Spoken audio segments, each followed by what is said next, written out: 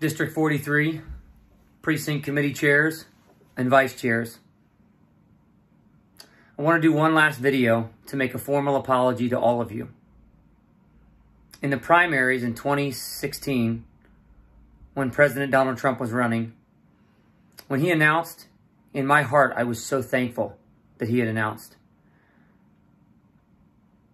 I had been waiting a long, long time for somebody like him to run.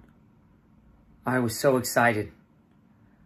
And then I allowed some of my friends, two men in particular, who were the highest influences in my life at the time. One was a pastor.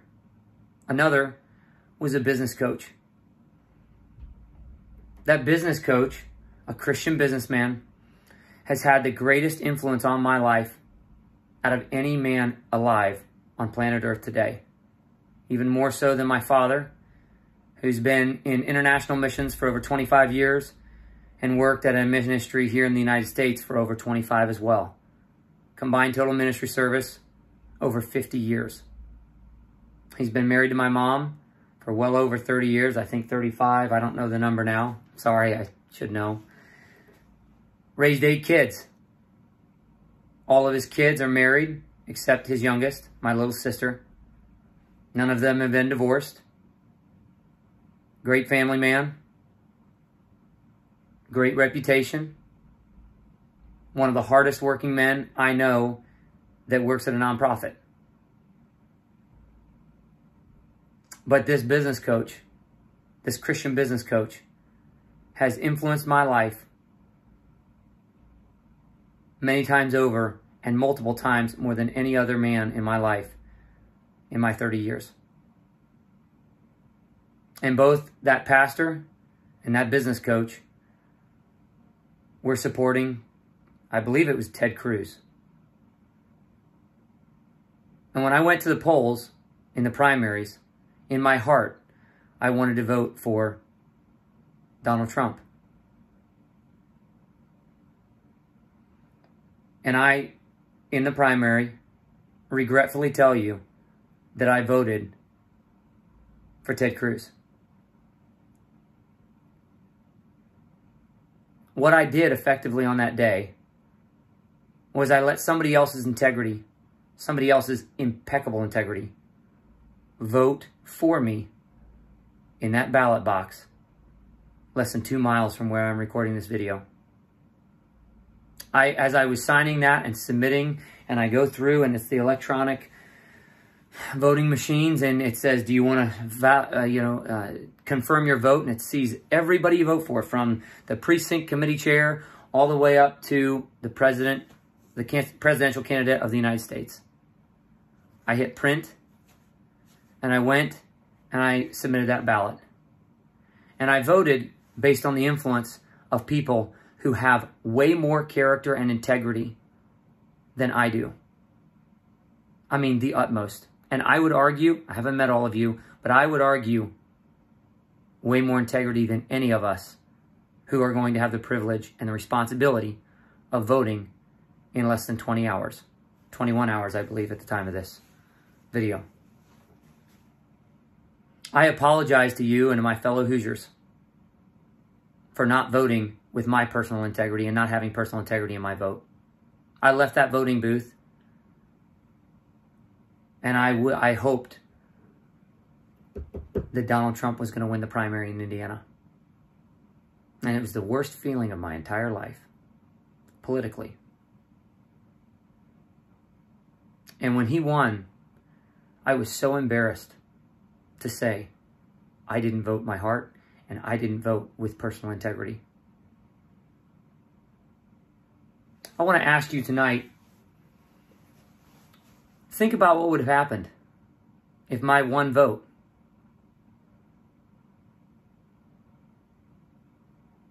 had been the reason Donald Trump didn't win Indiana. You might think, nah, he won by so much in Indiana, it wouldn't have mattered. And you're right. That's true. I just got off the phone 10 or 15 minutes ago with an individual, one of the 114 in District 43, who had the privilege of voting in 2022. This individual was a delegate and went to Indianapolis, or wherever the delegate convention was, and voted. This individual was in extremely poor health at the time, had nausea, about passed out, and that individual stayed and voted for someone who is currently holding office in the Capitol building that I just went to last week to file as a candidate. She told me less than a half hour ago that that individual won by 1 or 2 votes. That individual told me, Sam, you can go check up the numbers, but she goes, I think it was just 1 vote. And I kept my card that has the 3 punches on it that said I stayed, even when I had every reason to go home. I've spoken with so many of you, regardless of where you're voting. And I want to address some of you right now. I spoke with a gentleman sometime last week. I'm sorry, sir, I don't remember your name. But when I called you and I told you if you knew about the caucus and if you were coming, you said, no, I knew about it, and that was your golf night. And you really hate to miss golf. And you were going to be voting for someone else, and you'd already committed to it. And I said, well, I hope you come out. He goes, well, I really like golf. If you choose to not show up tomorrow, before you head to the golf course, I assume you're married and you have kids, kiss your wife and tell her the future country that you're going to live in, the future state you're going to live in, is not important enough to me. I'm going to go play golf. Before you wave to your kids or hug your kids when you walk out that door and load your golf cart or your golf clubs in the back of your car, look at your kids and say, hey, the future in 7 years, just not that important to your dad. Your dad doesn't care enough to show up and fulfill his responsibilities and vote. And I know you're not going to vote for me. But if you don't show up tomorrow, I hope you're embarrassed if your friend, who you say is your friend, loses by 1 vote. I recorded a video just in the other room a few days ago. And I made a comment. I said, I don't even really want this. I don't know why I'm doing it. Well, I do know. Go read the letter. And I had feedback saying, why is he doing this if he doesn't want to? I would really rather somebody else do this. But I'm going to be extremely irate with any individual who does not show up. If I win and they show up, if they would have showed up, they would have voted for somebody else. The only reason I jumped into this race was personal responsibility and personal integrity. I don't care if I win or lose. I just want this area to be accurately represented in Indianapolis. And I want to be able to look my wife in the eyes and my daughters in the eyes in 20 years and say, I have never dropped the ball since I walked out of that voting booth and I didn't have my personal integrity. I'm doing that because I know the feeling, the pain of regret, and I will regret that for the rest of my life. I apologize to every single one of you for on that day not voting with my personal integrity. I vowed to myself and to God, I will never do that again. I may not always vote the right way, but I'm going to show up and I'm going to vote with my conscience, trust my heart, and go with my gut. Many of you have had the privilege of speaking with on the phone. And in a small town in America, and in small town politics, you hear things. Many of you I've spoken with for the first time, and I've never met you yet in person that I can remember. I don't even have a face with a name. I have a story with a name. I have a conversation with a name. And I've made some of those phone calls with certain opinions about some of you. Several of you who are voting for somebody else or have told me you're voting for somebody else, my respect and admiration for you went up after those phone calls. The things that I've heard over the years that you go, is this person in government or this person in business or whoever they are, I wonder if they're really that good of a person.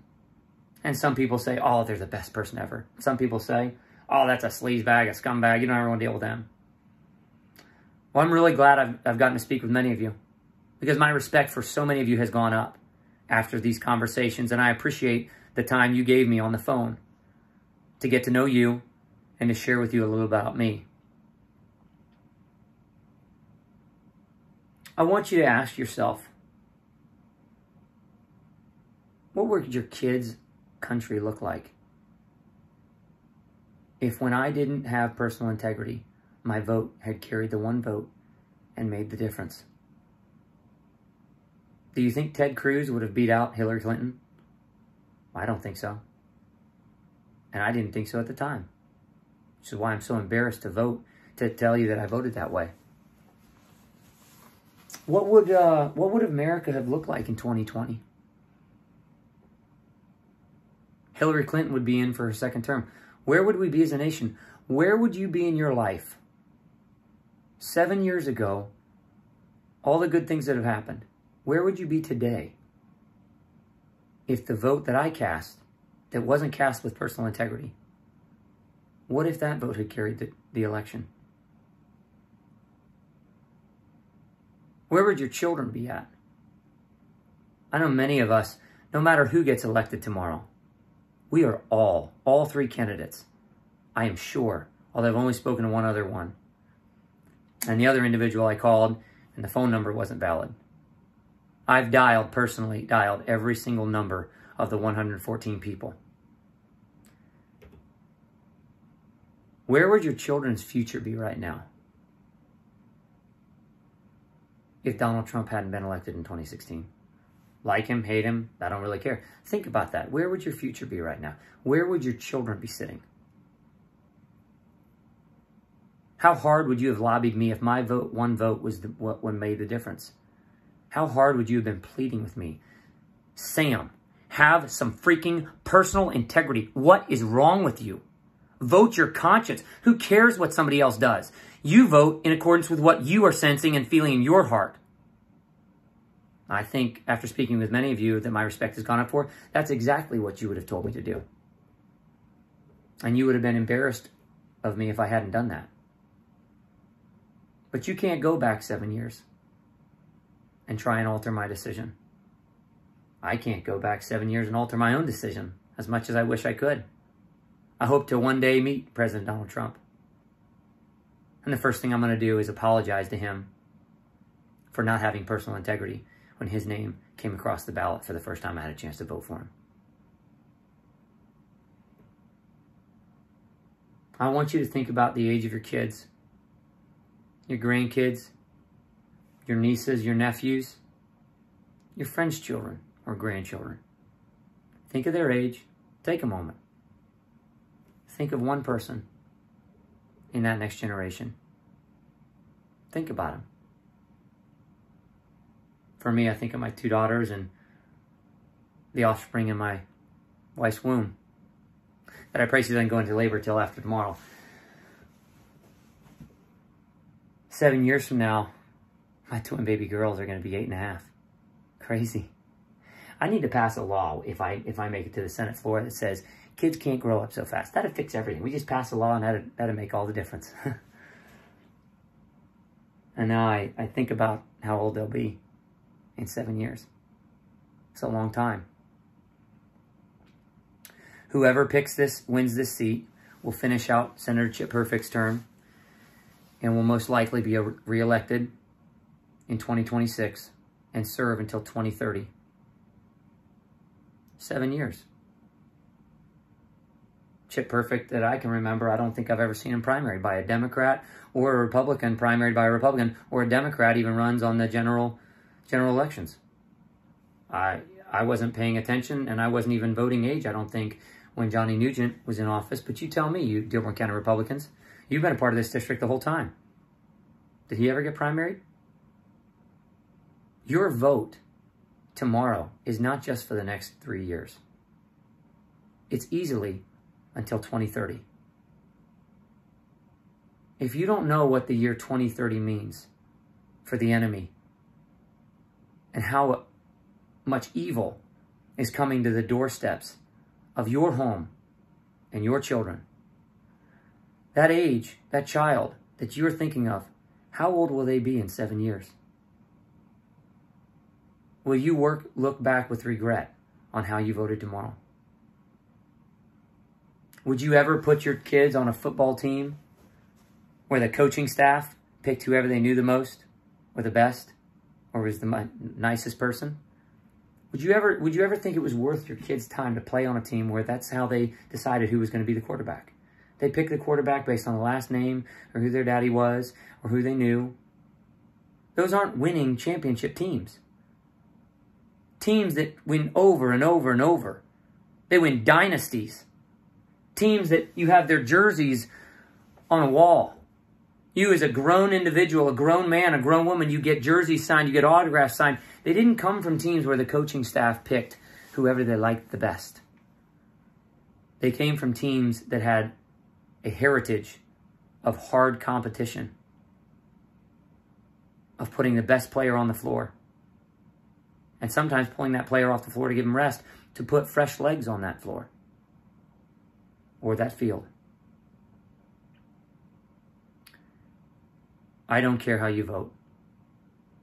This isn't a plea to try and get you to vote for me. If after the election I am not selected as the next state senator, I will go home with a huge sigh of relief because I left it all on the field. And I will be able to enjoy my winters off this winter. My schedule is flexible. When you're dealing with a nasty snowy day and you're working outside or you're doing whatever you do in your career, I'll probably be in the hot tub with my girls at 10 o'clock in the morning because that's the flexible schedule I have with the business I've built. I'll probably be over in Northern Kentucky or up in Batesville, Indiana at the indoor pool teaching my little girls how to swim. And I'll smile and send whoever the senator is a selfie, say, hey, enjoy that committee meeting. Glad it's not me. That's what I meant the other night when I said I don't even really want this. I'm not running for myself. I'm running for the future. And I hope you're not voting for yourself or your friends or a last name or who might be able to help you. I hope you show up tomorrow and you vote for your children and you vote for your next generation. And I hope you vote with your personal integrity. Many people say, we can't turn this country around, it's too late. Other people say, Sam, what do you think? I think what Obama's campaign slogan was. I think, yes, we can. If we all vote with personal integrity, if we lead with our heart, if we follow our conscience, if we're governed by our conscience, and we go with our gut, I think the people of District 43 and the voting members who show up tomorrow night can pick their absolute best candidate to run the race, to pick up the torch of freedom. We as a team, one Republican Party team, are going to hand off that relay to somebody else to run the next 3 years and will probably be reelected until 2030. I've got fresh legs. Other people have stronger legs. You have to vote your conscience. And I hope you really, really do. Thank you so much for your time. God bless each every one of you. God bless America. And God bless this great state of Indiana. It's been an honor.